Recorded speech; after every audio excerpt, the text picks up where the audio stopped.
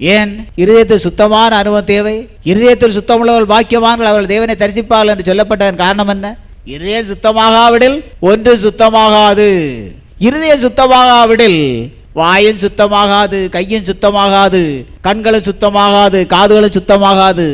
எல்லாம் அசுத்தப்படுத்தி கொண்டே இருக்கும். இருதயம் மாத்திரம் தன்னுடைய கண்களை அசுத்தப்படுத்தி கொண்டே இருக்கும். பார்க்கக்கூடாது பார்க்க வைத்து அசுத்தப்படுத்தி கொண்டே இருக்கும். கேட்கக்கூடாது கேட்க வைத்து காதுகளை அசுத்தப்படுத்தி கொண்டே இருக்கும். பேசக்கூடாது கெட்ட வார்த்தைகளை அனாவசியங்களை பேச வைத்து நாவை அசுத்தப்படுத்தி கொண்டே இருக்கும். விதமாக ஒவ்வொரு அவயவத்தையும் அது கெடுத்துக்கொண்டே இருக்கும், அசுத்தப்படுத்தி கொண்டே இருக்கும். களவும் பொய்யும் ஏமாற்று சதிவும் வஞ்சகங்களும் வேசித்தனங்களும் விபச்சாரங்களும் எல்லாம் இருதயத்துக்குள்ளே இருந்தே உண்டாகிறது. ஆகவே எல்லா அவயவங்களை பார்க்கலும் இருதயமே மகா கேடுள்ளதா இருக்கிறது. அது மகா திருக்கு நிறைந்தது, மகா வஞ்சகம் நிறைந்தது, மகா சதிவு நிறைந்தது, மகா கொலைபாதம் நிறைந்தது, மகா ஏமாற்று நிறைந்தது. ஆகவே இருதயம் சுத்தமான அனுபவத்தை அடைவது அவசியம். சுத்தமடைந்தால் மாத்திரமே ஆவிக்கிறவா ஜீவிக்க முடியும், பல்லவராய் செல்ல இயலும்.